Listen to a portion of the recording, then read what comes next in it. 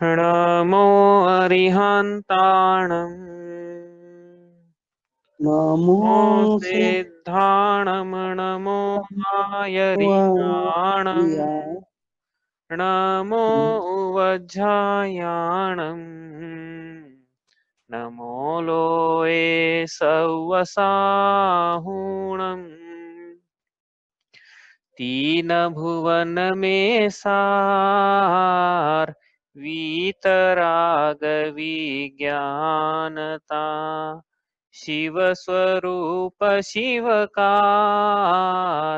नमः त्रियोग समारिके। ये परम मांगलिक ग्रंथ श्री छड़ाला जी हैं, इसके रचिता हुए पंडित श्री दौलत राम जी। इसके अंतर्गत उन्होंने 6 ढालें लिखी है। उसमें से हमारी चल रही है तीसरी ढाल में सम्यक दर्शन का वर्णन है। उसमें जीव तत्व के अंतर्गत हम 3 प्रकार की आत्माओं की यहाँ चर्चा कर रहे हैं, बहिरात्मा, अंतरात्मा और परमात्मा। उसमें बहिरात्मा का स्वरूप 14 छंद में देखा था, और 5वें छंद में अंतरात्मा का स्वरूप देख रहे हैं हम लोग। ये छंद पढ़ते हैं, छंद नंबर 5। मध्यम अंतर आत्म है जे देश व्रति अनगारी जगन कहे अविरत समदृष्टि तीनों शिव मगचारी सकल निकल परमात्म द्विविध तिन में घाति निवारी श्री अरहंत सकल परमात्म लोकालोक निहारी। तो इसमें से हमने दूसरी चरण का आधा अर्थ करा था, वो पहले चरण का भी आधा अर्थ हुआ है। ऐसे करके अपन आगे बढ़ रहे हैं। तो कल पढ़ा था अपन ने मध्यम अंतरात्म है जे देश व्रति अनगारी। तो अनगारी तो आज पढ़ेंगे, लेकिन देश व्रति तक हमने कर लिया था। तो मध्यम अंतरात्म पढ़ रहे हैं हम। हाँ, अंतरात्म 3 प्रकार के। जघन्य पढ़ लिया हमने। जघन्य अंतरात्म मतलब चतुर्थ गुण स्थान वर्ती अविरत सम्यक दृष्टि जीव। इतना याद रखना पड़ेगा आपको, इतना तो रख लेना कम से कम। जघन्य अंतरात्म मतलब चतुर्थ गुण स्थान वर्ती अविरत सम्यक दृष्टि। सारे विशेषण अविरत भी लगाना पड़ेगा, हाँ, और सम्यक दृष्टि तो लगाना ही पड़ेगा। और 5 पंचम गुण स्थानवर्ती अब पढ़ रहे हैं हम। तो पंचम गुण स्थानवर्ती कल पढ़ा था हमने। क्या पंचम गुण स्थानवर्ती मतलब क्या? जीव, ऐसा जीव जिसके सम्यक दर्शन तो है, लेकिन अब इनके पंचम गुण स्थानवर्ती के देश संयम पाया जा रहा है। सकल संयम नहीं पाया जा रहा है, देश संयम पाया जा रहा है। देश संयम मतलब प्रतिमाएं पाई जा रही है आपकी, मतलब हमने पढ़े नहीं, पढ़ेंगे आगे। तो अणुव्रत पाए जा रहे हैं। हो सकता है अणुव्रत के आगे की प्रतिमाएं भी हो। अणुव्रत तो दूसरी प्रतिमा में होते हैं, व्रत प्रतिमा में। या जैसे एलक जी हैं, छुल्लक जी हैं, आरिका माता है, सब पंचम गुण स्थानवर्ती हैं। क्यों ऐसा? कि उन्होंने पापों का एक देश त्याग किया है, संपूर्ण पापों का त्याग नहीं है। ये तो बहिरंग में है। व्यवहार की अपेक्षा से, निश्चय की अपेक्षा से अपन मतलब देखें तो आत्मा के क्या परिणाम है? आत्मा के ऐसे परिणाम है जिसमें सम्यक दर्शन के साथ में 2 कषाय चौकड़ी का अनुदय है और 2 कषाय चौकड़ी का उदय है। 2 का उदय और 2 का अनुदय सकल पड़ा था। देखो इसमें 2 प्रकार से विवेचन लेते चलना हर किसी में।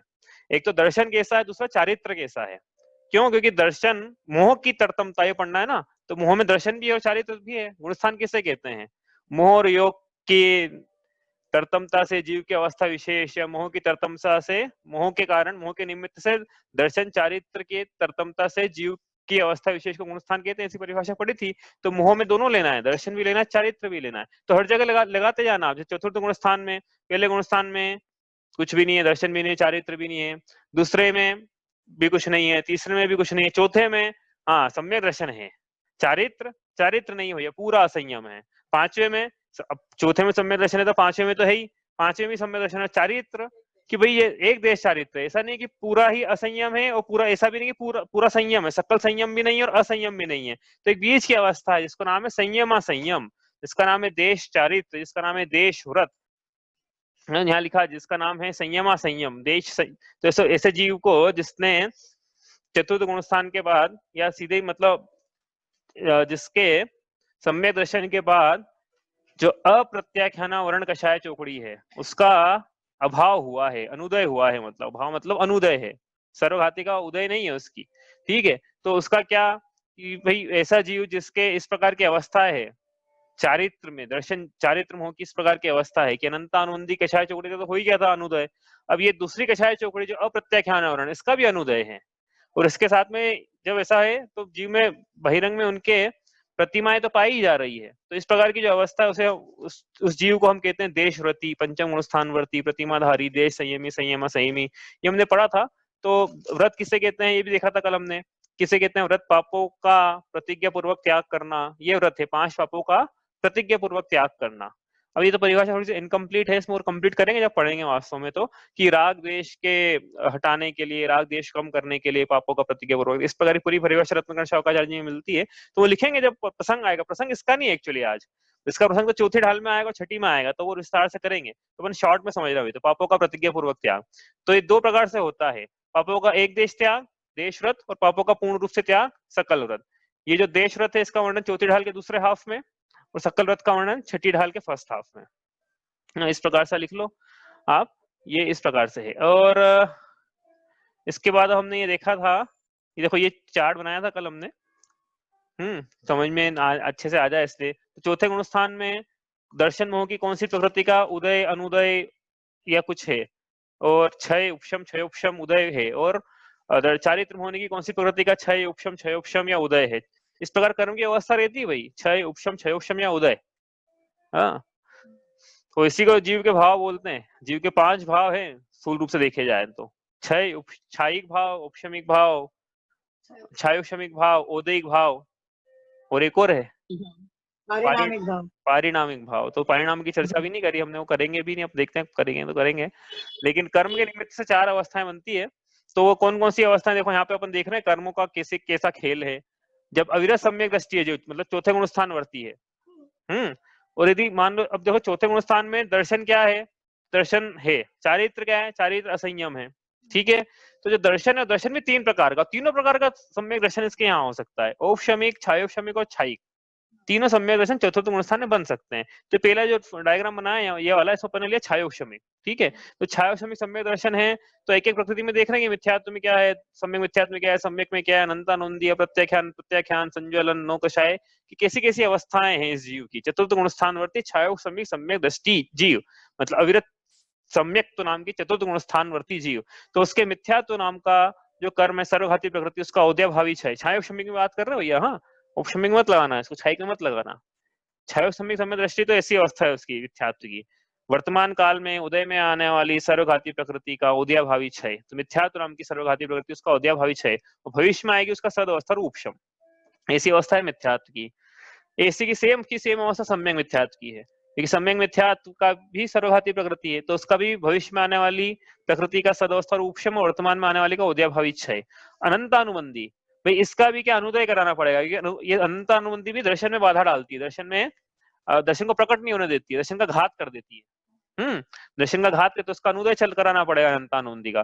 तो अनंतानुबंधी का भी सेम उदयभावी क्षय और सदवस्था उपशम। अंतर यह है इसके उदयभावी क्षय और उसके उदयभावी क्षय में कि ये जो प्रकृति है मिथ्यात्व, सम्यक मिथ्यात्व, ये तो अपनी प्रकृति का जो अनंत गुनाहीन भाग है देश घाती, उसमें कन्वर्ट होती है। लेकिन अनंत अनुबंधी का कोई अनंत गुनाहीन भाग नहीं है, तो एक इसमें कन्वर्ट होगी है, बची हुई 3 कषाय चौकड़ी 9 कषाय में, इतना अंतर है इन दोनों में। अदरवाइज तो सेम है बिल्कुल। इतना भी नहीं समझना तो आप तो उदयभावी क्षय समझ लो आप। उदयभावी क्षय मतलब कि अनंत गुनाहीन होके, सर्वघाती प्रकृति अनंत गुनाहीन होके उदय में आएगी। तो वो जब हीन हो जाएगा उसका अनुभाग, तो वो बाधा वैसा घात नहीं कर पाएगी जैसा कि सर्वघाती घात कर पाती है, ठीक है। तो ये तो, और सम्यक है, सम्यक का तो उदय चल रहा है, चलने तो अपने को दिक्कत नहीं सम्यक से, क्योंकि सम्यक क्या है, देशघाती प्रकृति है। तो ये सम्यक दर्शन का पूरा घात नहीं कर पाएगी, इससे दोष लगाएगी चलमा लगाड़, ठीक है। तो भविष्य में, वर्तमान में आने वाले का उदय, भविष्य में आने वाले का कुछ भी हो, उदीर्णा भी हो जाए तो अपने को कोई फर्क नहीं पड़ता, डेश लगा दे, कुछ भी हमको स्वीकार है उसका, ठीक है। और बाकी प्रकृतियों का क्या, अप्रत्याख्यान, प्रत्याख्यान, संजुलन कषाय चौकड़ी 9 कषाय, कि भैया उनका वर्तमान में आने वाली का उदय चल ही रहा है। यदि नहीं चलता होता है वर्तमान में आने वाली का, तो जीव वीतरागी हो जाता भाई। चतुर्थ गुण स्थान में वीतरागी करा देंगे उसको, कराएंगे, वीतरागी भी कराएंगे, वीतरागी करा दो उसको, ऐसा नहीं बोल पाएंगे चतुर्थ गुण स्थान में तो गुण स्थान चेंज हो जाएगा फिर। लेकिन चतुर्थ गुण स्थान में बनाए रखना है, तो सबका उदय, खासकर इसका पहले वाले का उदय बहुत जरूरी है। वो पहले वाले का उदय तो बाकी सबका तो उदय है ही ना, अप्रत्याख्यान के 4 का उदय है, और बाकी, और वर्तमान में आने वाली का और भविष्य में आने वाली का तो उदीर्णा भी हो जाए तो कोई से दिक्कत नहीं है हमको, ठीक है।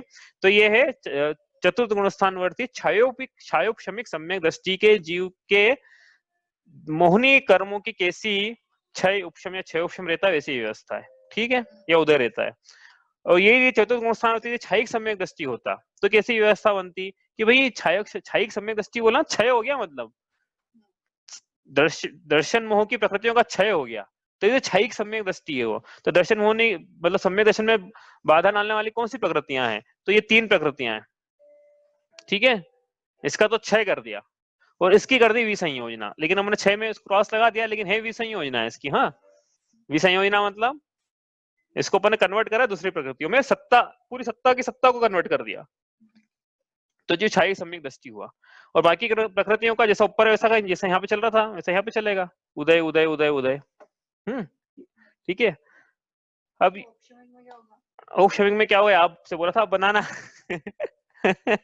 बनाओ, आप बनाओ, कुछ नहीं हुआ, आसान है हो, उसमें कुछ नहीं है, आप कोशिश तो करो आप तो। हाँ, और फिर अब औक्षमिक नहीं कर रहे हम, अब 5वां गुणस्थानवर्ती जीव, मतलब चतुर्थ गुणस्थानवर्ती जीव ने क्या करा, फिर आपस से कर्ण परिणाम करे। पहले तो क्या करा, पहले तो ये आचार्य के पास गया, निवेदन किया कि हमें प्रतिमा चाहिए, पहली प्रतिमा दूसरी प्रतिमा ऐसे एक एक करके बढ़ाई जाए तो ज्यादा अच्छा रहता, सीधे भी ली जा सकती 11वीं प्रतिमा, इसमें कोई वो नहीं है, लेकिन एक एक करके बढ़ाने का विधान अच्छा है। तो उसमें अच्छा है, मतलब वो अच्छा रहता है। तो उसमें अब जीव गया आचार्य के पास और क्या करा, प्रतिमा के लिए विनय किया, आचार्य ने योग्यता देखकर इसे व्रत दे दिए, देशव्रती बना दिया है इसे, ठीक है। और उसने देवशास्त्र गुरु की साक्षी में व्रत अंगीकार किए, दर्शन प्रतिमा ली या व्रत प्रतिमा ली, मिनिमम व्रत प्रतिमा तो लेना ही चाहिए, बाकी दर्शन प्रतिमा या व्रत प्रतिमा इस प्रकार से ली। अब क्या हुआ, तो ये 5वें स्थान में चला गया क्या, कि अभी नहीं गया है, अभी तो इसका द्रव्य लिंग हुआ है पंचम स्थानवर्ती का।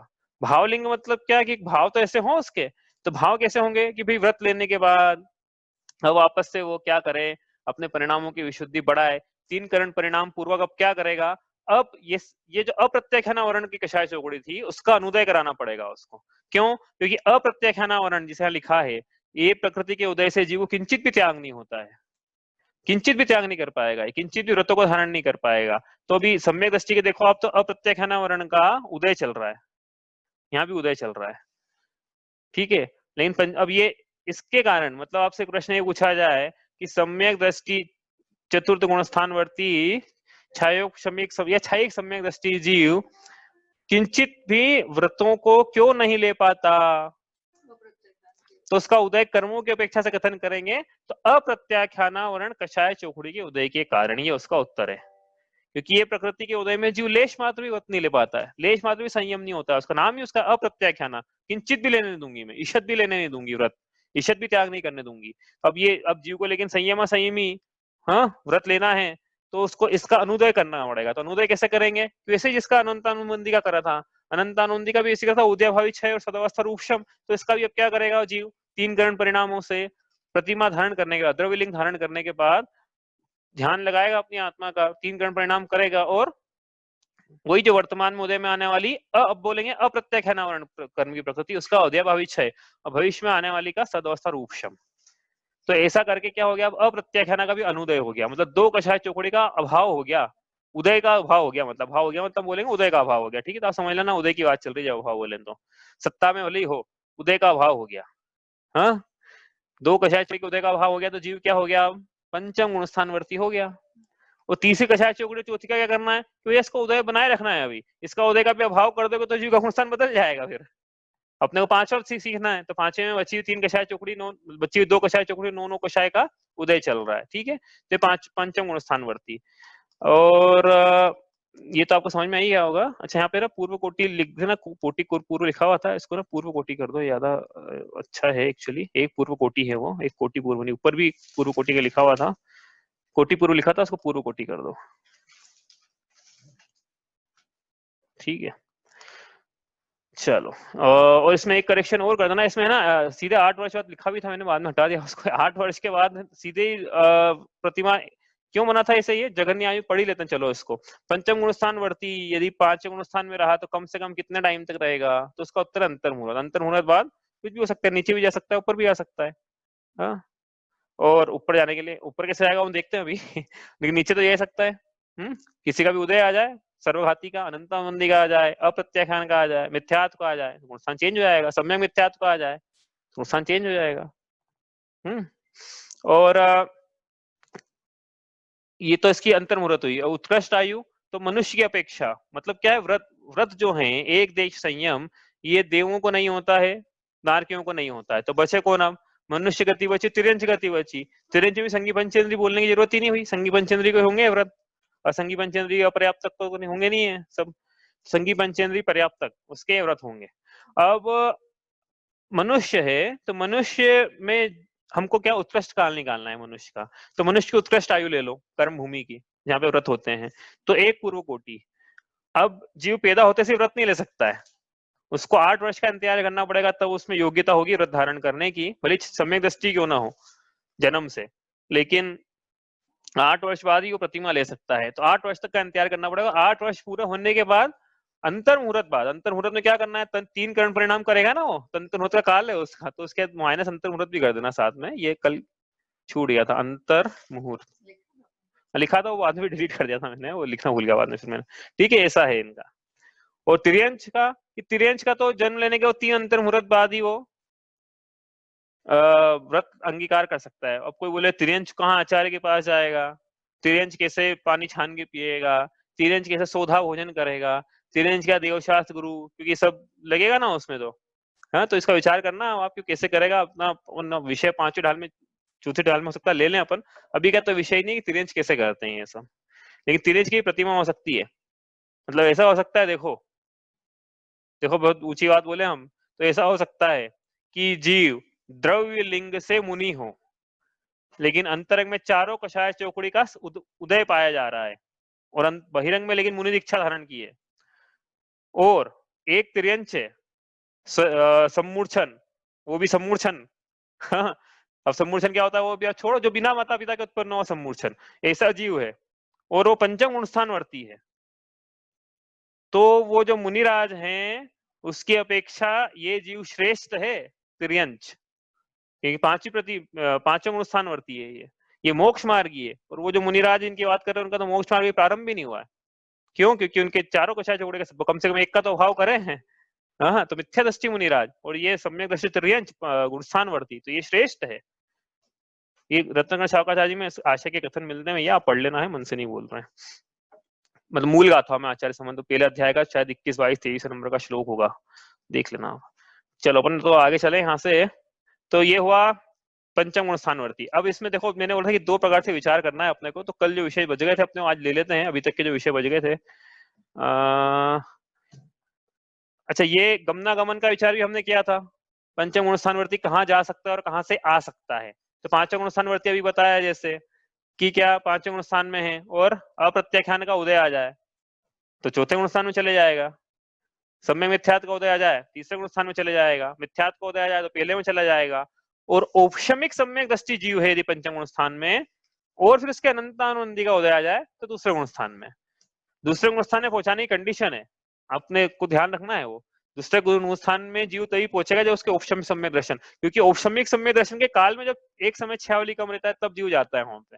इसका मतलब वो जो काल है औपशमिक सम्यक दर्शन होना चाहिए उसके पहले वाले। तो ठीक है, 5वें गुण स्थान में यदि जीव को उपशम सम्यक दर्शन है और उसके अनंतानुबंधी का उदय आ जाए तो दूसरे गुण स्थान में, और 5वें गुण स्थानवर्ती जो 7वें में भी जा सकता है, वो देखेंगे अभी कैसे जाएगा, पढ़े नहीं ना ऊपर के, तो अभी नीचे के तो पढ़ लिया अपन ने।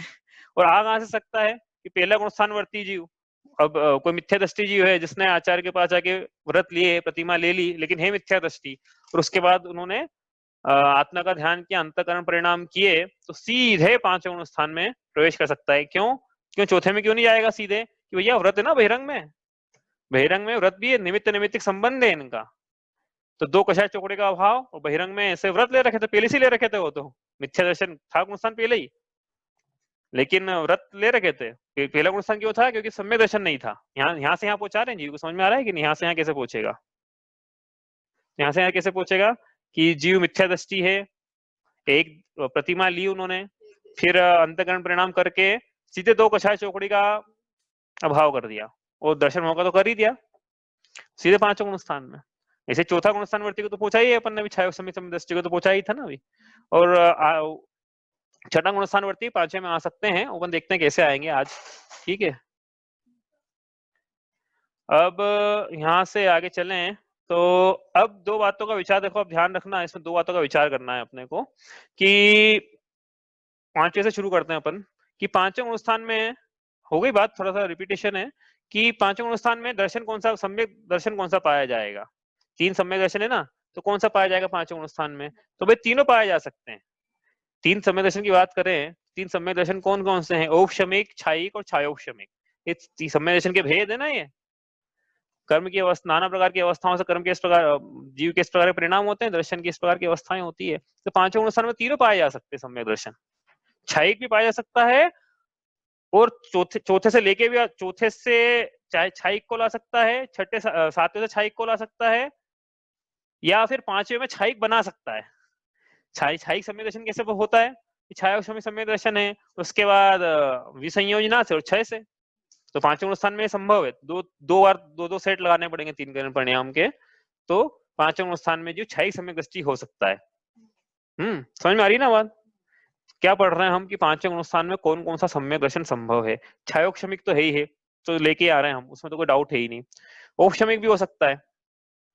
पहले गुण स्थान वर्ती जीव को सीधे पहुंचाओ पांचवें में, तो उपशम के साथ जाएगा ना वो, है कि नहीं? पहले गुण स्थान वर्ती जीव को पांचवें पहुंचाओगे तो उपशमिक सम्यक दर्शन सहित जाएगा वो पांचवें में, सीधे थोड़ी छायोपशमिक लेके जाएगा। पहले उपशम सम्यक दर्शन होता है, उसके बाद छायिक आता है, उसके बाद उसका छायोपशमिक आता है, उसके बाद छायिक आएगा। ठीक है, तो उपशमिक हो गया। और छायिक कैसे होगा? तो छायिक वही चौथे गुण स्थान में छायिक हो गया होगा उसको, यदि तो पांचवें में आया तो छायिक लेके आया। इसी प्रकार ऊपर से भी नीचे आया, मान लो ऊपर छायिक था, मान लो तो पांचवें में छायिक लेके आया। और यदि ऐसा नहीं भी हुआ है तो पांचवें में भी छायिक सम्यक दर्शन की प्राप्ति कर सकता है जीव। पांचवें में नया छायिक सम्यक दर्शन, नया मतलब कभी हुआ नहीं था ना, अभी छायिक सम्यक चल रहा था, अब पांचवें में छायिक सम्यक चल रहा है, मान लो दो बार तीन करण परिणाम करे और पांचवें में छायिक हो गया, तो दर्शन तो तीनों हो गए। ठीक है, कौन कैसे होते हैं? अब प्रश्न तो यहाँ पे है, देखो कंफ्यूजन यहाँ पे होता है कि पांचवें में चारित्र कौन सा है। अब चारित्र कैसा होता है भाई? चारित्र क्या होता है वैसे? वीतराग भाव की उत्पत्ति को चारित्र बोल रहे हैं हम यहाँ पे। हाँ, आत्मा में वीतराग भाव की उत्पत्ति हो उसको चारित्र बोलेंगे हम। ठीक है, इसमें थोड़ा क्या है कि अलग अलग लोगों के अलग अलग चलती है विवेचना है, तो हमारी क्या चलती है विवेचना हम तो बता देते हैं आपको। तो पांचवें गुण स्थान में चारित्र कौन सा है? तो भाई जो आगम में मिलता है ना चारित्र, वही नाम लिखेंगे अपन यहाँ पे। पांचवें गुण स्थान में दर्शन तो तीनों हो गए, औपशमिक, छायिक, छायोपशमिक, और चारित्र कौन सा है? तो चारित्र यहाँ पे है, देखो यहाँ पे चारित्र जो बोलेंगे हम पहले पढ़ लिया था हमने, आपको याद रिकॉल करना, आप कहीं पढ़ा था हमने, इन जुत विषय में जो प्रवृत्ता को जानो मिथ्या चरित्र, वहां से पढ़ के आए हम, एक बार कर लिया है वहां पे, लेकिन अब सब वो विषय तो यहाँ का है। पांचवें स्थान में चारित्र रहेगा ना, उसका नाम हम देंगे संयम संयम चारित्र। वहां पे भी यही बताया था कि याद हो आपको, चौथे में कौन सा चारित्र? चौथे में तो असंयम है। पांचवें में कौन सा है? संयम असंयम चारित्र। छठे में सकल संयम, इस प्रकार से ना, तो चारित्र बोलेंगे संयम असंयम।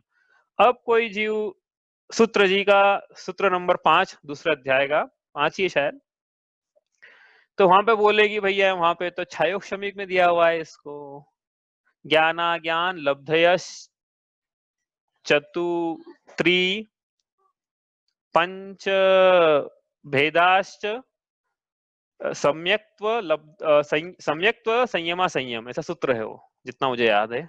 तो सूत्र में छायोपशमिक भावों का वर्णन है, उसमें संयमा संयम को छायोपशमिक भावों में लिया है।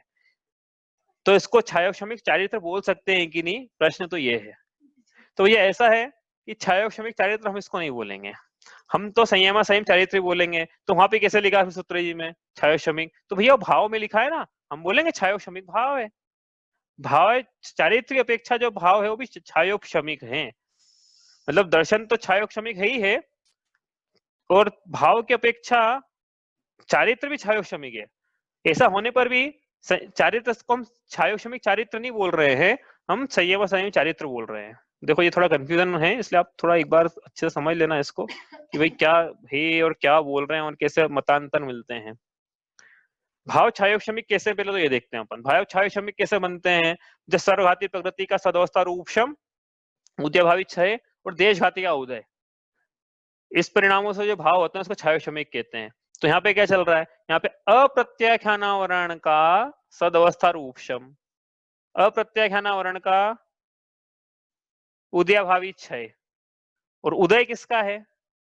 तो उदय बोलना सम्यक, उदय बोलना इसका संज्वलन का। हाँ, प्रत्याख्यान का देशघाती सर्वघाती ना हो, तो देशघाती का उदय चाहिए, सर्वघाती का थोड़ी चाहिए। छायोपशमिक भाव कैसे बने?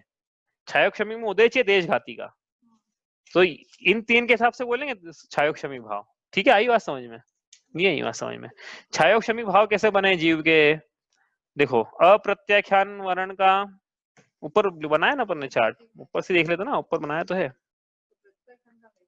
नहीं, प्रत्याख्यान का उदय चल रहा है ना, लेकिन प्रत्याख्यान को हमने काउंट नहीं किया, उदय तो संयोजन का सबका चल रहा है, उदय तो सारे प्रत्यय का चल रहा है। हमने जो छायोक्षमिक भाव बनाए तो उसमें हमने संयोजन, देखो यहाँ पे देखो, अप्रत्याख्यान कहाँ गया, 5वां गुणस्थान नीचे है। अप्रत्याख्यान वर्ण का सर्वघाती प्रकृति का उदय भावी है, अप्रत्याख्यान वर्ण का सदवस्था रूपशम, ये दो कंडीशन मेट हो गई। तीसरी कंडीशन क्या थी, देशघाती प्रकृति का उदय, तो ये तो सर्वघाती प्रकृति है, इसका उदय कैसे बोले, तो ये देशघाती प्रकृति है, इसका उदय, इसका उदय चल रहा है ना, क्यों नहीं रख सकते हैं? छायोक्षमिक भाव की परिभाषा में ऐसा कहाँ लिखा था कि सर्वघाती का उदय नहीं रख सकते हैं? भाई इसकी सर्वघाती का उदय नहीं रख सकते हैं, अप्रत्याख्यान की सर्वघाती का उदय नहीं चलेगा, प्रत्याख्यान का चलेगा उदय, बाकी का जो चलना ना चलाओ, हमको इसका उदय नहीं चाहिए भैया। इसका उदय आ जाएगा तो जीव का गुणस्थान चौथा हो जाएगा, तो इसका उदय नहीं चाहिए, और एक देशघाती का भी उदय चाहिए। तो देशघाती कौन सी हमारी संज्वलन है, उसका उदय। तो बाकियों का जो हो, हमको हमको इसका छायोक्षमिक भाव बनाना है, संयमा संयम का, तो संयमा संयम का छायोक्षमिक भाव ऐसे बनेगा। ठीक है, अब कोई बोले कि ऐसा होने पर भी फिर चारित्र को छायोक्षमिक क्यों नहीं बोल रहे हो, तो चारित्र को छायोक्षमिक जब बोलेंगे जब आत्मा में वीतरागता की उत्पत्ति होगी। अभी उत्पत्ति है क्या वीतरागता की, बताओ? तो अभी कैसे होगी उत्पत्ति, अभी वीतरागता को घात करने वाली सर्वघाती प्रकृति का उदय चल रहा है, प्रत्याख्यान आवरण का सर्वघाती प्रकृति वीतरागता का पूरा पूरा घात कर रही है, तो अभी नहीं बोल पाएंगे छायोक्षमिक चारित्र। भाई हमारी विवक्षा है, कहीं कोई बोले छायोक्षमिक चारित्र तो उनकी विवक्षा कुछ और रहेगी वहां पे, उस अपेक्षा से बोलेंगे मतलब वो, और इस प्रकार से। ठीक है, हम बता रहे हमारी क्या विवक्षा रहेगी। हम तो चारित्र को सम्यक चारित्र तभी बोलेंगे जब तीन कषाय चौकड़े का अभाव और बहिरंग में मुनि दीक्षा, बस ये दो कंडीशन मीट होगी तो हम बोलेंगे इन जीव के सम्यक चारित्र है या छायोक्षमिक चारित्र है, इसके अलावा हम बोल नहीं पाएंगे। समझ में आ गई ना बात? तो हमारे ये इस क्लास में यही चलेगा भैया डिस्कशन, मतलब ये हमारी जो क्लास चल रही है इसमें ये विवक्षा चलेगी कि सम्यक चारित्र कब बोला जाएगा। अभी तो संयम असंयम बोल रहे हो, देश संयम बोल रहे हो, सकल संयम कब बोलोगे, संयम चारित्र सकल चारित्र कब बोलोगे, सम्यक चारित्र कब बोलोगे? हम तब बोलेंगे जब बहिरंग में मुनि दीक्षा और अंतरंग में तीन कषाय चौकड़ी का अभाव, तो हम बोलेंगे सम्यक चारित्र है। ठीक है, अब कई कई विद्वान अलग प्रकार से विवक्षा करें तो उनकी विवक्षा हमको किसी का निषेध नहीं करना है, लेकिन हमारी विवक्षा ये रहेगी सम्यक चारित्र की, बहिरंग में मुनि दीक्षा अनिवार्य है, हाँ, और अंतरंग में तीन कषाय चौकड़ी का अनुदय भी अनिवार्य है, दोनों चीज है भाई, दोनों प्रकार से पढ़ना ना, व्यवहार मार्ग, व्यवहार मोक्ष मार्ग, निश्चय मोक्ष मार्ग, और तीन कषाय चौकड़ी का अभाव भी निश्चय मोक्ष मार्ग नहीं है, तीन कषाय चौकड़ी का अभाव रूप वीतरागता की उत्पत्ति बोलना तो वो था क्या, तो सम्यक चारित्र किसको बोलेंगे, बहिरंग में मुनि दीक्षा और अंतरंग में तीन कषाय चौकड़ी के अभाव रूप वीतराग परिणामों की उत्पत्ति, तो उन वीतराग परिणामों को निश्चय चारित्र, और ये जो 28 मूल गुणों का धारण किया मुनिराज ने, जीव ने, वो व्यवहार सम्यक चारित्र। ठीक है, वो तो चर्चा उसकी छठी ढाल में करेंगे, लेकिन अभी बता दिया कि पांचों स्थानों का कंफ्यूजन होता है, चारित्र कौन सा बोले हैं, तो हमने बोल संयम संयम चारित्र है, भाव कौन से बोले, छायोक्षमिक भाव है ठीक है, आगे चले, वही समझ में आया, नहीं आया तो आप पूछ लो, नहीं तो फिर आगे चलना है अपने को, इतना ही था कल का। अच्छा, ये विचार किया हमने चौथे गुण स्थान में भी कर सकते हो आप, चौथे गुण स्थान में भाव कौन सा, चारित्र कौन सा है, मतलब तो दर्शन की अपेक्षा देखें तो दर्शन में तो तीनों सम्यक दर्शन है, संभव उपशमिक भी है, छायोक्षमिक भी है, और औदयिक भी है क्या औदयिक सम्यक दर्शन नहीं होता भैया, हाँ, क्यों नहीं होता है औदयिक? अब ये आपको समझ में आ गया होगा अब तक कि नहीं आया भैया, कर्म के उदय से सम्यक दर्शन संभव नहीं है, क्योंकि ये तो आत्मा का स्वभाव है सम्यक दर्शन, कर्म तो उल्टा बाधा डालेंगे ना उसमें, जो सम्यक दर्शन औदयिक नहीं होते हैं, सम्यक दर्शन तो कर्म हटेंगे, कर्म रास्ता देंगे, तो आत्मा के वो गुण अपने आप प्रकट हो जाएंगे। तो रास्ता किस प्रकार से दिया जा सकता है, रास्ता तीन प्रकार से दिया जा सकता है, जो कर्म नीचे बिठा दो कि थोड़ी देर के लिए बाधा मत डालना, तो आत्मा के गुण प्रकट हो गए, सम्यक दर्शन प्रकट हो गया, बोला उपशमिक सम्यक दर्शन, या कर्म का पूरा क्षय कर दो तत्संबंधी दर्शन का पूरा क्षय कर दिया, अनंत को पूरा क्षय कर दिया, तो बाधा ही नहीं देगा ये, तो आत्मा गुण प्रकट हो गया, या फिर कर्म की ऐसी व्यवस्था कर दो कि भाई जो कर्म बाधा देगा उसको बिठा दो, उसको उसका उदय भावी क्षय करा दो, तो क्षय समय समय दर्शन हो गया। ठीक है, समझ में आया क्या? लोगों को बड़ा कंफ्यूजन मेरे को ऐसा लग रहा है एक्चुअली, क्या शब्दों से परिचय करना प्राप्त करना होगा आपको, नहीं तो ये सब टर्मिनोलॉजी समझ में नहीं आने वाली। क्या चल रहा है ये सब, जल्दी जल्दी बोल रहे हो आप, हमारे से ऊपर से आ रहा है? ये इसका अच्छा, ये तो हो गया था ना, चार्ट समझ में आ गया था ना। कल हमें विवक्षा ये चल रही है वास्तव में कि चौथे गुणस्थान में दर्शन कौन सा है, चारित्र कौन सा है। तो दर्शन तीनों हो गए, औपशमिक सम्यक दर्शन है, छायिक है, छायोपशमिक है, तीनों हो गए। ठीक है, चारित्र कौन सा है लेकिन? असंयम। असंयम चल रहा है वहां पे, असंयम। हाँ, चारित्र है ही नहीं ना, असंयम चल रहा है, अविरत है ना, अविरति चल रही है। चारित्र तो है ही नहीं चौथे स्थान में, पांचवें में संयम, असंयम चारित्र है। ठीक है, कुछ पूछना था विकास? करा दो जब बोलते हैं उसका क्या मतलब होता है? क्या बोलते हैं जब, क्या मतलब होता है? करा दो, हाँ, इसका उपशमिक भाव करा दो, या इसको चतुर्थ स्थान पे, मतलब चतुर्थ गुण स्थान वर्ती करा दो। तो करा दो मतलब कैसे होगा? भाव तो मतलब जीव के भाव के ऊपर डिपेंड करेगा, या कर्मों का, मतलब वो अपने आप पे कंट्रोल करके इन सब चीजों को कर सकता है? वही तो है भाई, वही है ना। वो तो हम करा दो तो बोल रहे हैं हमारी विवक्षा से कि हमें वहां बनाए रखना है, तो हम ऐसी विवक्षा कर रहे हैं। लेकिन वो जीव स्वतः करेगा, वो हम थोड़ी करवाएंगे। नहीं, आप नहीं करवाओगे, लेकिन मतलब जीव स्वतः करेगा तो जीव को मतलब इतना तो होना चाहिए ना कि अपत्याखान कषाय क्या होती है और सब चीज क्या होती है। नहीं, जीव अपने परिणामों को विशुद्ध बनाए रखे। मतलब हमने देखा था जैसे कि औपशमिक सम्यक दर्शन कराना है, मतलब वो जीव को औपशमिक सम्यक दर्शन होगा तो कैसे होगा वो? तो वो तीन करण परिणाम से होगा ना, हमने पढ़ा था। अध प्रवृत्त करण, अपूर्व करण, अनिवृत्ति करण। तो वो परिणाम करके जीव के औपशमिक सम्यक दर्शन की प्राप्ति होगी। तो ऐसे ही ये तीन परिणामों से आगे आगे के गुणस्थान बनते चले जाएंगे। कहीं तीन करना रहते हैं, कहीं दो करना रहते हैं, लेकिन अभी तो अपन स्थूल रूप से बोले तो कर्ण परिणाम से आगे आगे के गुणस्थान बनते चले जाएंगे। ठीक है, लेकिन बहिरंग में व्रत भी होना चाहिए। पांचवा गुणस्थान लिया है तो उससे कर्ण परिणाम तो बनेंगे नहीं जब तक कि व्रत नहीं हो। वैसे छठा गुणस्थान भी, जब तक कि महाव्रत नहीं हो तब तक कोई गुणस्थान बनेगा नहीं। ठीक है, आचार्य नहीं, मुनि। ठीक है,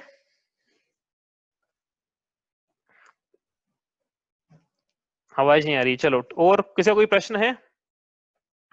नहीं, ठीक है, ओके। ये समझ में आ गया सबको ये?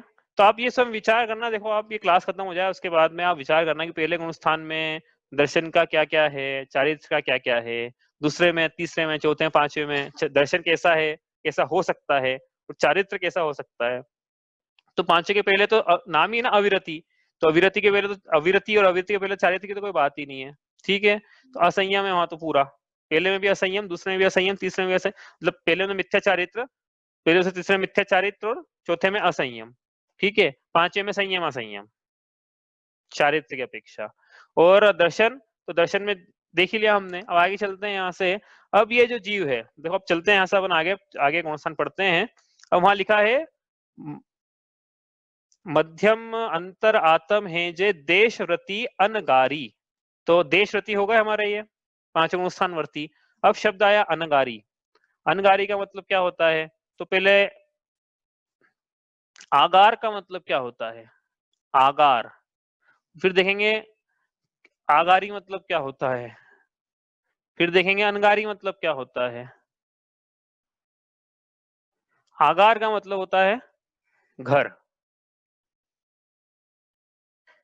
तो आगारी का मतलब घर में जो स्थित है, गृहस्थ।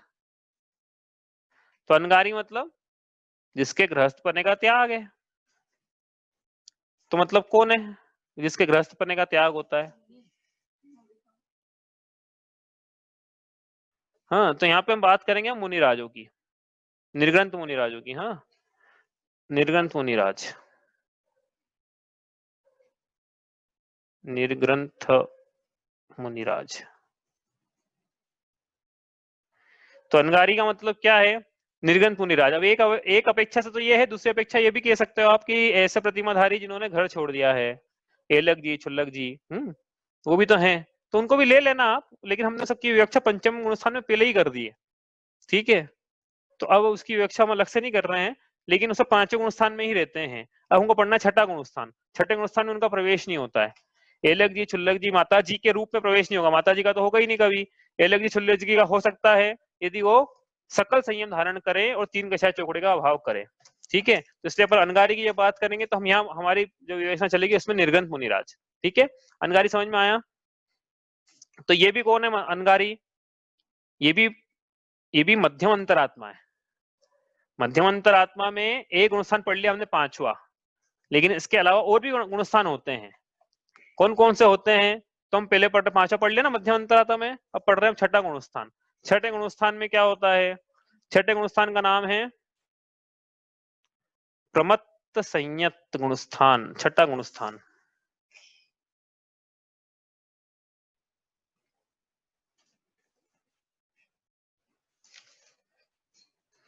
प्रमत्त संयत। ये क्या होता है प्रमत्त संयत? वो देखते हैं हम। तो पहले वो जो ऊपर चार्ट बनाया था ना हमने, उस चार्ट को आगे बढ़ाते हैं। बड़ा आसान है वहां से, वो चार्ट कल का समझ में आया अपना। हाँ, तो ये समझना बहुत आसान है। ये 5 गुण स्थान का था, यहाँ से लिया इसको। अब क्या करना है कल ही बता दिया था, वैसे तो करना क्या है, बहुत से लोगों को समझ में आ गया होगा, है ना। ये इसको उठाओ यहाँ से।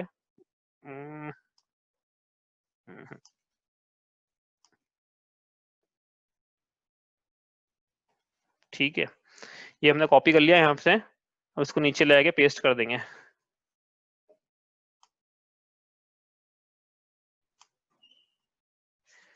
तो समझ में आ गया मतलब आपको कि कॉपी पेस्ट कर रहे हैं मतलब क्या पूरा एक्सरे का चलेगा मामला?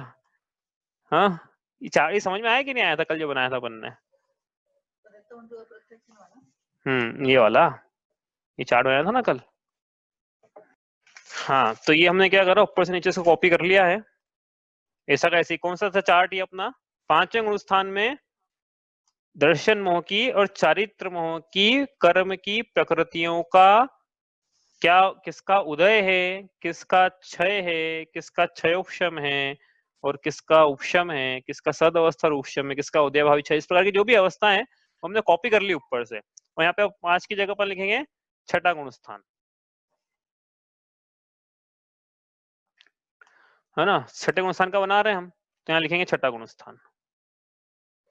तो ये जो जीव था कौन? प्रतिमाधारी।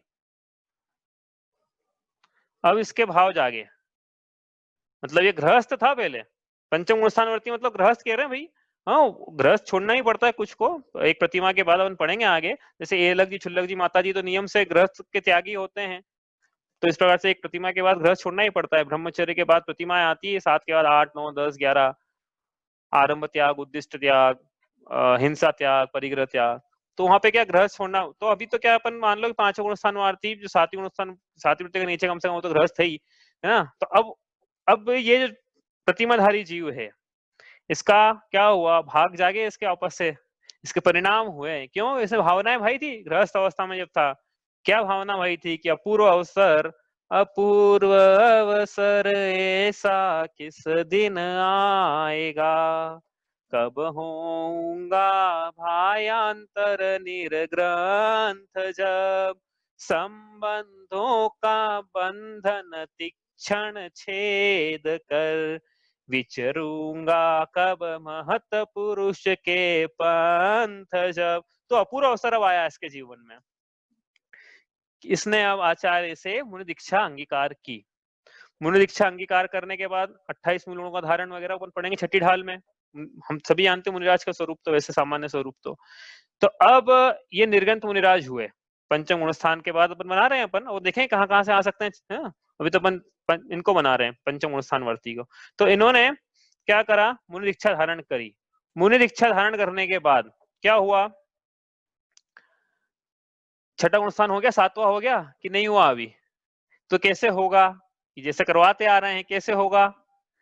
वापस जीव 3 ग्रहण परिणाम करेगा, और अब क्या करेगा, अभी क्या चल रहा था, अभी यहाँ तक पहुंचा दिया था ना जीव को भाई, इतने कषायों का उदय भावी है, इसका सदवस्था यहाँ लिखे ना ऊपर। हाँ, आपको याद तो है ना कि मेरे को लिखो यहाँ पे, ये मिथ्यात्व वाली प्रकृति थी। हाँ, मिथ्यात्व ये अपनी थी, सम्यक मिथ्यात्व,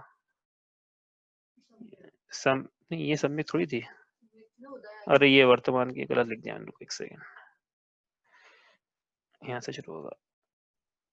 हाँ, ये वर्तमान लिखा ना है तो, हाँ, तो ये मिथ्यात्व, ये सम्यक मिथ्यात्व, ये सम्यक, ये अनंतानुबंधी की 4, ये अप्रत्याख्याना की 4, ये प्रत्याख्यान की 4, ये संजुलन की 4 और ये है नो नो कषाय। ठीक है, तो अब ये जो प्रतिमाधारी जीव जिसके यहाँ तक की अवस्था तो पहुंच गई थी कर्मों की, अच्छा मतलब उपलब्धि हो गई थी यहाँ तक की, तो यहाँ इनका लेकिन उधर चल रहा है यहाँ से लेके यहाँ तक। तो अब ये जीव क्या है, बहिरंग में मुनिच्छा धारण करते से ही ध्यान लगाए, और ध्यान लगाए क्या करे, बताओ क्या करे भैया। ध्यान लगा के ये करें कि ये जो दिख रही सब ये इतनी प्रत्याख्याना वर्ण संजोन नो कषा सबका ही नाश हो जाए तो बहुत ही अच्छा, लेकिन नहीं हो पा रहा है, तो फिर क्या करें। तो पंचम काल में तो ऐसे भी नहीं होगा, लेकिन पंचम काल में ये तो हो सकता है, क्या हो सकता है कि प्रत्याख्याना वर्ण जो कषाय थी इसका भी अब क्या हो जाए, अनुदय हो जाए। अनुदय हो जाए मतलब क्या, कि जो वर्तमान काल में उदय में आ रही है उसका उदय भावी क्षय, और जो भविष्य में आएगी उसकी उदीर्णा नहीं हो, सदवस्था रूपशम। मतलब जो अभी तक कराया हमने, अभी तक अनंतानुबंधी का भी यही कराया, अप्रत्याख्याना का भी यही कराया, प्रत्याख्यान में भी यही करा रहे हैं, लेकिन बहिरंग मुनि दीक्षा होना चाहिए। तो बहिरंग मुनि दीक्षा है और ये करा रहे हैं। अब देखो कितनी गजब की बात हो जाएगी यहाँ पे। तो यहाँ पे ये करा, चलो यहीं लिख देते हैं इसको मिटा के, नहीं तो ये उदय गया, उदय चला गया अब, ठीक है ना भाई, उदय था पहले, उदय गायब हो गया, उदय की जगह क्या आ गया, उसी प्रकृति का उदय भावी क्षय, वर्तमान में उदय में आने वाली का, और भविष्य में उदय आने वाली का सदवस्था रूपशम। ये तो हो गया संजुलन और नो कषाय का, वे चलने दो इसका उदय। यदि इसको जीव को हमको यहाँ बनाए रखना है इन गुण स्थानों में, तो इनका उदय चलने दो।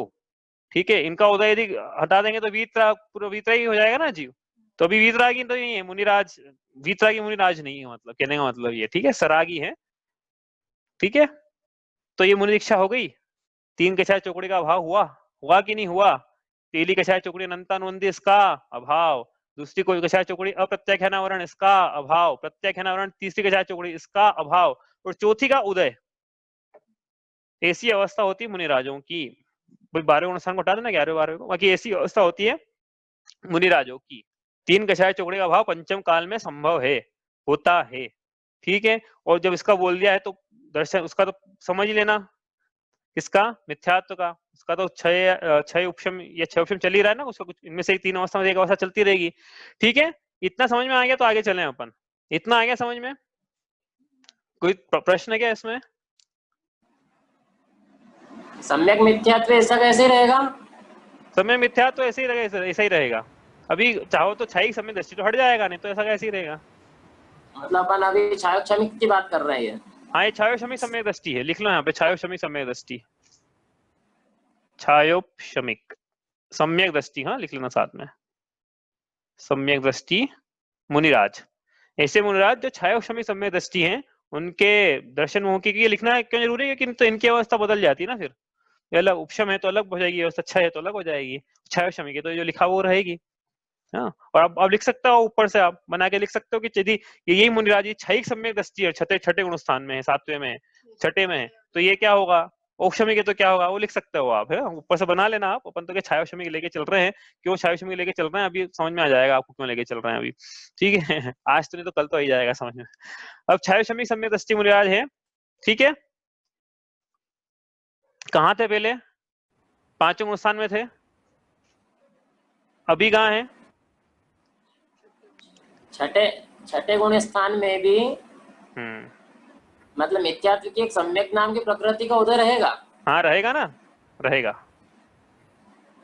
ठीक है, 7वें तक रहेगा अभी देखते हैं 7वां, अभी आज देखते हैं, समय मिला तो आज करना ही है, 7वां भी आज कर ही लेंगे, 7 में हो जाएगा क्योंकि दोनों।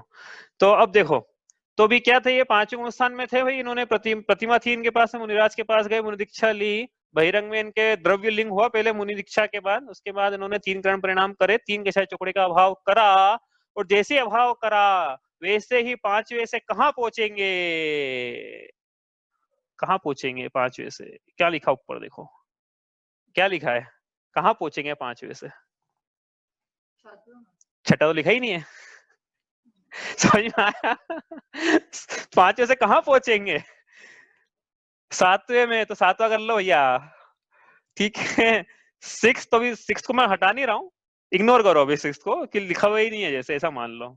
ठीक है, तो 7वां गुण स्थान बन गया ये। ठीक है, अभी छठा भी लिखा हुआ रहने दो, हटाना मत, वहां से मिटाना मत, लेकिन अभी सात उसको भी थोड़ी देर के लिए गौण कर दो। तो सात गुण स्थान बन गया पांचवे से। अब कोई बोले कैसे कैसे छठे में क्या रहेगा फिर कोई प्रश्न ही उठ गया ना। प्रश्न क्या उठा, छठे में क्या है फिर? समझ में आ रही है ना, कर्म की प्रकृति से एक एक करके हम आगे चल रहे थे, कर्म का एक एक करके इलाज कर रहे हैं अपन, है ना। तो अब अनंतानंदी का करा, फिर अप्रत्याख्यान का करा, अब फिर प्रत्याख्यान का करा। तो प्रत्याख्यान का कर रहे हैं तो छठा होना चाहिए ना, आप तो बोल रहे हो सातवां है, तो छठे में क्या है फिर, ये प्रश्न उठ गया। तो छठे में क्या है देखो, छठा सातवां इनमें कर्म की व्यवस्था तो ऐसी रहेगी, ठीक है। तो हाँ, तीन कषाय चौकड़ी का नहीं, छायो सम्यक दर्शन छायो क्षमिक ही लेना है, सम्यक दर्शन की बात नहीं कर रहा हूं मैं बात कर रहा हूँ बचे हुए की। हाँ, चारित्र, चारित्र मोहनी का क्या, तो चारित्र मोहनी में एक एक कषाय चौकड़ी जो है, तीन कषाय चौकड़ी, उसका तो अनुदय और संयोजन का उदय छठे में भी है सातवें में भी है। तो अंतर क्या है फिर, अंतर कर्म की अपेक्षा से अंतर देखें हम लोग, तो कर्म की अपेक्षा से ये जो संजलन है, ये जो संजलन है, इसके फिर आप भेद करते चलेंगे, और नो नो कषायन के भेद करते चलेंगे। कैसे करते चलेंगे कि छठे गुण स्थान में संजलन कषाय चौकड़ी का तीव्र उदय, नो कषाय का तीव्र उदय, ठीक है। सातवें गुण स्थान में संजलन कषाय चौकड़ी का मंद उदय, नो कषाय का मंद उदय। दो चीजें छोड़ दी नीचे की, देखेंगे बाद में क्या लिखना है वहां पे, मतलब आपको समझ में आ गया कि कुछ तो दिखेंगे वहां पे भी आई बात समझ में। तो छठे गुण स्थान में व्यवस्था सेम, सातवें में सेम, तीन कषाय चौकड़ी तक, और एक कषाय चौकड़ी नो नो कषाय का क्या कि छठे में संजलन का तीव्र उदय, सातवें गुण स्थान में संजलन का मंद उदय। इसी प्रकार छठे गुण स्थान में नो नो कषाय का तीव्र उदय, और सातवें गुण स्थान में नो नो कषाय का मंद उदय, ठीक है। यहाँ तक ठीक है भाई कर्मों के, हाँ। तो ये छठा सातवां दोनों है, छठे में भी यही व्यवस्था है, मतलब जब तीव्र की बात करें तो छठा ले लेना, जब मंद की बात करें तो सातवां ले लेना, उसी प्रकार तीव्र छठा मंद सातवां गुण स्थान। हाँ, सब ऊपर से आ रहा है, हमको तो ऐसा लग रहा है, आपको रिवीजन करना पड़ेगा भैया, अपन तो क्या आगे चल देंगे, एक बार रिवीजन करेंगे हम, ये तो एक बार करूंगा रिवीजन, बाकी आपको करना है, नहीं समझ में जहाँ नहीं आ रहा, जहाँ जो भी आपको लग रहा है कि नहीं समझ में आ रहा है उसको आप बार बार पढ़ो, आपको समझ में आएगा, नहीं आता तो आप पूछो फिर क्लास में। क्लियर है? हाँ ठीक है, बढ़िया, अच्छा है। तो अब आगे चले यहाँ से, तो ये क्या है, छठा गुण स्थान सातवां गुण स्थान, तो हमने बोला पांचवें सातवें में पहुंचता है जीव, क्यों पहुंचता है कि जीव के परिणामों में शुद्धता रहती है, तीन करण परिणाम करे ना, पांचवें गुण स्थान सातवें में गया तो परिणामों में शुद्धता थी, सातवें में ज्यादा शुद्धता है ना, समझ में आ रहा है। तो मंद मंद उदय संजलन का, और नो कषाय का मंद उदय है, ठीक है, ठीक है ना भाई। अब यहां से क्या करें हम, अब ये जीव वीतरागी क्यों नहीं है, एक प्रश्न तो ये उठा है, क्या कितनी वीतरागता है इसमें, पूर्ण वीतरागता है कि नहीं। तो पहली बात तो पूर्ण वीतरागता नहीं है, क्यों नहीं है, क्योंकि संजुलन का उदय है, नो नो कषाय का उदय है, तो ये राग रूप प्रकृति रहेगी इसमें से, जो भाई क्रोधमान माया लोभ ऐसे, और ये इनमें सब देख लें, जो राग है वो उनका राग रूप है, जो देश रूप उनका देश रूप है, तो वो तो एक शब्द में बोलेंगे राग रूप, ठीक है। तो इसलिए वीतरागी तो नहीं है।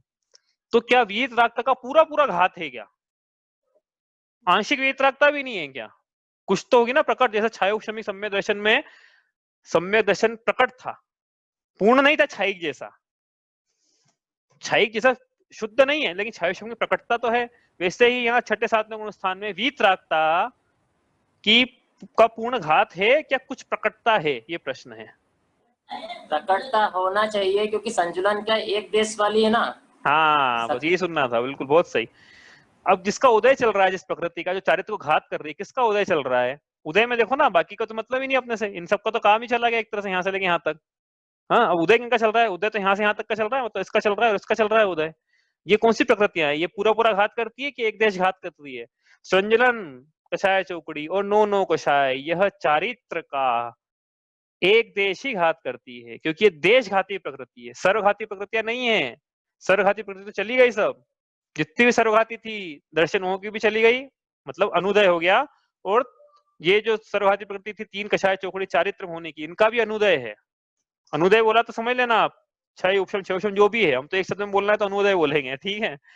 तो ये है संजलन का उदय है, संजलन देश घाती है, इसलिए ये वीतरागता का पूरा पूरा घात करने में सक्षम नहीं है। इसलिए मुनिराजों के अब क्या प्रकट हो गया, इसका मतलब वीतरागता प्रकट हो गई। क्या प्रकट हो गया? प्रकट तो मानेंगे ना कि नहीं मानेंगे? एक देश प्रकट हुआ, पूर्ण वीतरागता की पूर्णता नहीं है लेकिन प्रकट तो है ना भाई। सम्यक दर्शन भी प्रकट था ना छायोशमी सम्यक दर्शन में, भले पूर्णता नहीं हो। छायिक सम्यक दर्शी की पूर्णता है भले ही वो, लेकिन छायोशमी सम्यक दृष्टि में सम्यक तुरा की प्रकृति दोष लगा रही थी उदय में आके, तो भले वो पूर्ण नहीं था लेकिन प्रकट तो था। वैसे ही यहाँ वीतरागता भले ही पूर्ण ना हो लेकिन प्रकट तो है। दोष कौन लगा रहा है फिर? दोष ये लगा रही ना जो उदय में आ रही है, संजनन कषाय चोकरी नो कषाय, दोष लगा रही है चारित्र में। इसलिए चारित्र की पूर्णता नहीं होने दे रही, पूर्ण वीतरागी नहीं होने दे रही है। वीतरागी भगवान नहीं होने दे रही है उनको, मुनिराजों को। ठीक है, ये आई बात समझ में? संजन कषाय चोकरी का क्या काम है फिर? तो अपन देखो इधर से लेफ्ट से राइट देखें यदि, तो मिथ्यात्व के और अनंतानुबंधी के उदय में जीव मिथ्या दृष्टि, वो इसका अनुदय हो गया तो सम्यक दृष्टि, लेकिन अप्रत्याख्यान के उदय में जीव, अप्रत्याख्यान का यदि उदय है अप्रत्याख्यान वर्ण का, तो जीव एक देश संयम धारण नहीं कर सकता है। मतलब एक देश संयम को धारण करना है तो इसका अनुदय कराओ, इसका अनुदय हो गया तो जीव प्रतिमाधारी हो गया पांचवें स्थान में। लेकिन अब जीव मुनि दीक्षा धारण नहीं कर रहा है। क्यों नहीं कर रहा है? क्यों नहीं कर पा रहा है? प्रत्याख्यान का उदय चल रहा है। तो जीव को मुनि दीक्षा धारण करानी है तो क्या करना है? प्रत्याख्यान का अनुदय कराना है उस जीव को। प्रत्याख्यान का अनुदय हो गया, अब क्या है? वीतरागता क्यों नहीं हो रही है? क्योंकि संजुलन उन्हों कषाय का होता है। अब जी को वीतरागता की पूर्णता करवाने तो क्या करवाना पड़ेगा? इनको हटाना पड़ेगा, वो हटाएंगे आगे, उसी से गुणस्थान बनेंगे अपने दूसरे आगे के। ठीक है, तो अभी तो इतने करेंगे यहाँ पे। छठा सातवां पढ़ना है ना अभी, तो छठा सातवां गुणस्थान हो गया। अब मुनिराज क्या है, छठे में रहते हैं कि सातवें में रहते हैं? भाई उनको कैसे पता पड़ा कौन से मुनिराज छठे में कौन से सातवें में है? तो फिर आपको उसे पता करने की जरूरत नहीं है। लेकिन होता यह है कि मुनि, जैसे मैंने बताया ना कि कोई भी जीव है मुनि दीक्षा अंगीकार करता है तो भले ही पहले से जाए सातवें में। अब समझ में आया ना उन सातवें में क्यों बचा रहता है हमेशा? कोई जीव है, बनाए चार्ट, आज टाइम नहीं बचा आज तो क्या करें फटाफट, चलो बनाते हैं। छठे का बनाते हैं, सातवें का बनाते हैं, एक चार्ट ही बना लेते हैं अभी तो, ये वाला। बना रहे थे, ऊपर से बना के आ रहे थे, नीचे से क्या बोले, चार्ट बोले कि क्या बोले इसको? हाँ, कहाँ से कहाँ जाता है जीव? चलो अब बताओ आप कहाँ से कहाँ जाएगा? 5 6 7 और 8 भी लिखना पड़ेगा, 14। ठीक है, अब जीव को छठे में लाते हैं पहले हम। तो छठे में लाना है तो कहां से आएगा छठे में जीव? सातवें से आएगा बस, इसके अलावा ऊपर से नहीं आएगा। डायरेक्ट हाँ, डायरेक्ट नहीं आ सकता है। हाँ, डायरेक्ट नहीं आ सकता है। आएगा संजुलन की मंदता के कारण ही छठे में आएगा ना। संजुलन की तीव्रता के कारण छठे में आएगा, संजुलन की मंदता सातवें में आएगा। और अब छठे से कहाँ कहाँ जा सकते हैं? छठे से सिर्फ सातवें में जा सकता है। छठे में सिर्फ सातवें में जा सकते हैं, बात तो सही। छठे से सातवें में तो जाएगा ही जाएगा। संजुलन कम हो जाएगा तो सातवें में। बिल्कुल बिल्कुल। और छठे से ऊपर के चार्ट देख लो ना, अब तो ऊपर के जो बना है, पांचवें में भी दूसरे में जा सकता है, तो सब में जा सकता है फिर तो। पांचवें, चौथे, तीसरे, दूसरे, सब में जा सकता है। बिल्कुल सही बोला आपने। देखो आप बात समझ लो, छठे गुणस्थान की बात करें हम, तो छठे गुणस्थान से यदि संज्वलन की कषाय चौकड़ी की और 9 कषाय की मंदता हो गई तो सातवें में चले गए। उसके ऊपर जा सकते हैं तो उसके ऊपर जाएंगे, लेकिन सातवें के थ्रू होने हैं, सातवें को इग्नोर नहीं, जंप नहीं लगा सकते। छठे से आठवें में जंप नहीं लगा सकते, सातवें में जाके आगे ऊपर जाएंगे। ठीक है, तो इधर का तो ये हो गया छठे से सातवां। अब ये मुनिराज हैं, भावलिंगी मुनिराज, 3 कषाय चौकड़ी का अभाव, सम्यक दर्शन सहित बाहर में 28 मूल गुणों का निर्विचार पालन कर रहे हैं। लेकिन इनके अब क्या हुआ, पुरुषार्थहीनता से, अब पुरुषार्थहीनता से प्रत्याख्यानावरण कषाय का उदय आ जाए तो क्या होगा? 5वें गुणस्थान में आ जाएंगे ये। तो 5वें गुणस्थान में आ जाएंगे तो क्या कपड़े पहन लेंगे क्या? नहीं, द्रव्यलिंग तो रहेगा। भावलिंग गुणस्थान भाव से बनता है, तो भाव की अपेक्षा गुणस्थान 5वां हो जाएगा इनका, भले द्रव्यलिंग मुनि का हो। ठीक है, और ये छठे गुणस्थान वर्ती जीव, यदि इनके अब क्या हुआ, नहीं, अंधाउंधी के पहले अप्रत्याख्यानावरण का उदय आ जाए, तो अप्रत्याख्यानावरण का उदय आ जाएगा तो जीव चौथे में चले जाएगा। वही मुनिराज चौथे गुणस्थान वर्ती है, उन्हीं मुनिराज का यदि सम्यक मिथ्यात्व का उदय आ जाएगा तो जीव वही तीसरे में चले जाएंगे। और उन्हीं मुनिराज का ये यदि इसका मिथ्यात्व का उदय आ गया तो पहले गुणस्थान में चले जाएंगे। अब दूसरे में जा पाएंगे कि नहीं? तो दूसरे में जाने के लिए सिर्फ एक नियम याद रखना कि यदि औपशमिक सम्यक दृष्टि मुनिराज है छठे गुण स्थान में और इनके अनंता मंदी का उदय आया तो दूसरे में जाएंगे ये। औपशमिक सम्यक दृष्टि होना चाहिए उसके लिए, क्यों? क्योंकि दूसरे का काल औपशमिक सम्यक दृष्टि का काल था ना, उसी में तो 6 वाले एक समय कम करके बनाया था उसको। ठीक है, ये व्यवस्था है छठे की। आई बात समझ में? तो ऐसा भी सकता है कि मुनिराज बहिरंग में मुनिराज दिखे लेकिन अंतरंग में सम्यक दर्शन ही नहीं पाया जाए, द्रव्यलिंग पाया जा रहा है, तो पहला गुण स्थान है। और ऐसा हो सकता है कि मतलब कछाय चौकड़ी देखते हैं ना कितनी अभाव है, 1 का भाव है कि 2 का भाव है कि 3 का भाव, 3 का भाव है तो भावलिंगी है, और 3 से 1 का भी यदि कम का भाव है तो इसका मतलब द्रव्यलिंगी मुनिराज है। ठीक है, ये हो गया छठे का। अब सात्विक की बना लें हम। सात्विक की अब क्या है कि थोड़ा, अब सातवें में थोड़ा चलो बना शुरुआत तो कर देते हैं आज।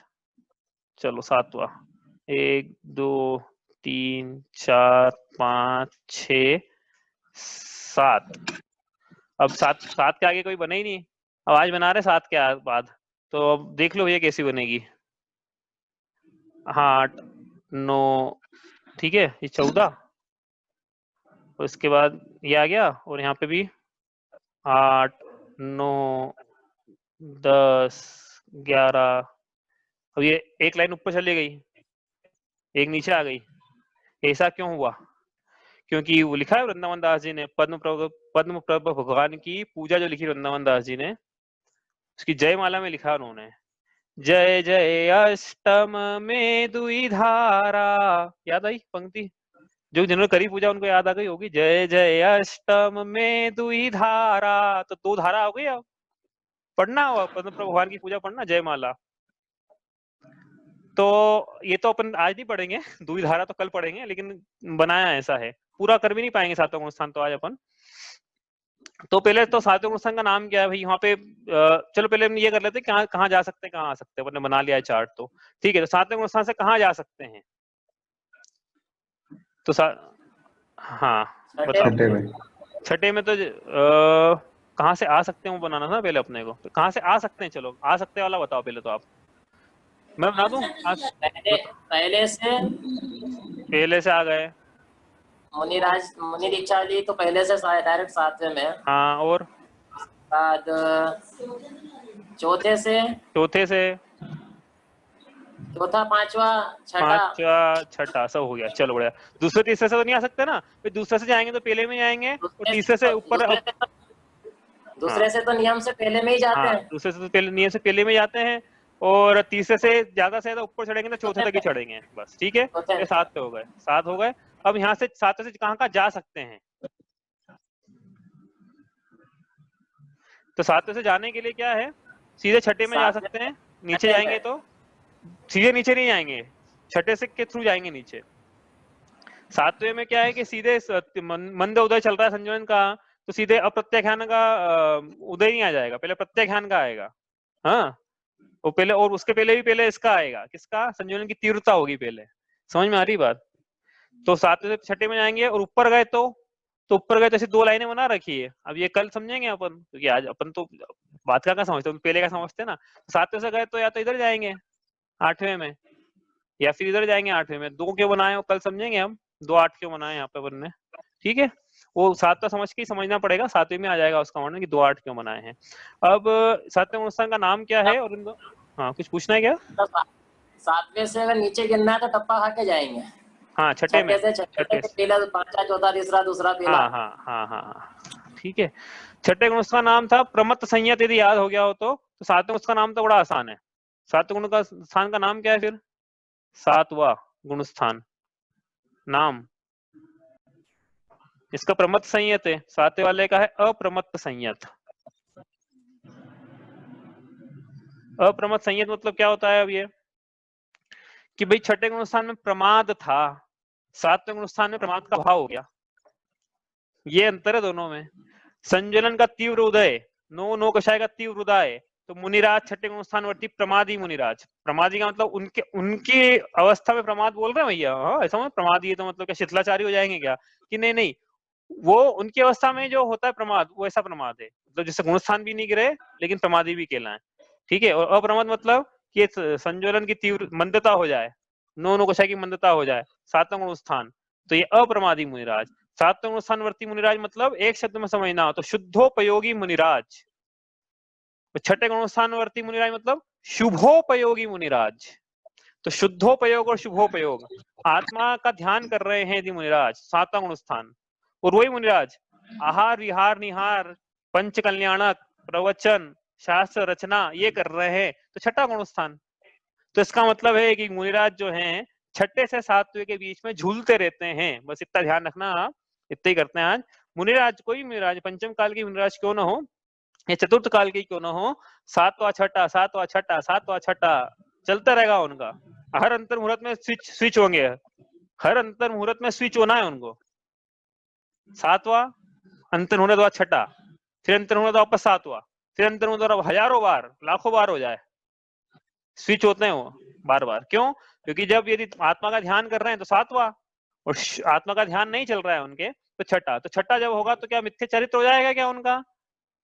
शुभोपयोगी हो गया ना, आत्मा का ध्यान क्या कर रहे हैं। अरे भैया उनके तीन कषाय चौकड़ी का अभाव है, संजुलन के मात्र का उदय है। तीन कषाय चौकड़ी का अभाव मतलब वीतरागता को घात करने वाली, पूरा रूप संपूर्ण रूप से घात करने वाली प्रकृतियों का अभाव है। तो छठे गुण स्थानवर्ती मुनिराज भी सम्यक चारित्र के धारी हैं। कहना तो ये था बस कि सम्यक, समझ में आ रहा है कि नहीं आ रहा है? किस, चलो कल करते हैं भैया, ऐसा लग रहा है आज लोगों को ज्यादा हो गया। अभी सातवां गुण स्थान कल करेंगे यहाँ से, उसके बाद आपका कोई प्रश्न हो भी इसमें तो आप पूछ लो, नहीं तो अपन कल करेंगे। तो यहाँ उसमें लिख लेना छठा सातवां आप, ठीक है, 6th 7th, ठीक है। तो अपन क्या पढ़ रहे हैं? मध्य पांचवे मंत्र के नाम, हाँ, पांचवा गुण स्थान का नाम पांचवा का नहीं बताया क्या? देश विरत लिखा नहीं था क्या इसमें? देश विरत लिखना पांचवा का, ये लिखा ना यहाँ पे, नहीं ना, पंचम गुण स्थानवर्ती, हाँ देश लिखा नहीं, नाम नहीं लिखा अपन ने, नाम लिख लो पांचवा गुण स्थान का नाम, देश विरत।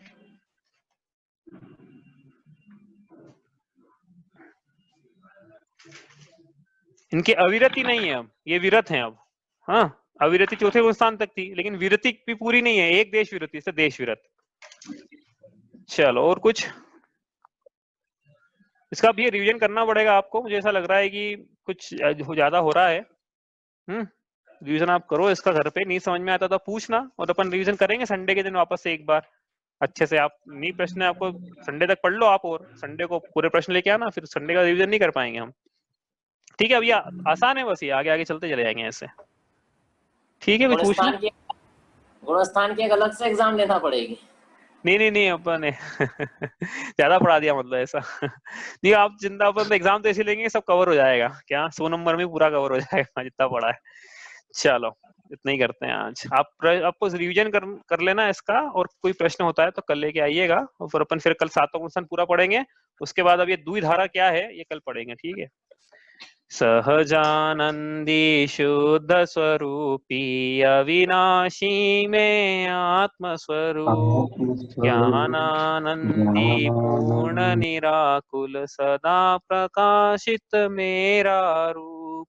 देह मरे पर मैं नहीं मरता, अजर अमर हूँ आत्म स्वरूप। सहजानंदी शुद्ध स्वरूपी अवि